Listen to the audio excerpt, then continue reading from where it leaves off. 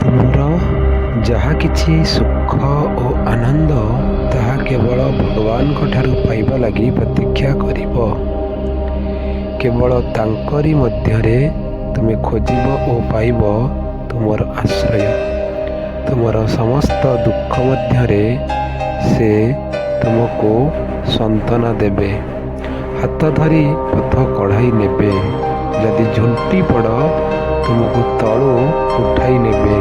ଯଦି ବ୍ୟର୍ଥତା ଓ ଅତିଶୟ କ୍ଳାନ୍ତିର ମୁହୂର୍ତ୍ତ ଆସେ ତେବେ ସେ ତୁମକୁ ତାଙ୍କର ପ୍ରେମପୂର୍ଣ୍ଣ ଶକ୍ତିଶାଳୀ ବାହୁଯୁଗଳରେ ତୋଳି ନେବେ ଏବଂ ତାଙ୍କର ଶାନ୍ତି ପ୍ରଦାନକାରୀ ମଧୁରତା ମଧ୍ୟରେ ତୁମକୁ ଆଲିଙ୍ଗନ ମଧ୍ୟ କରିବେ।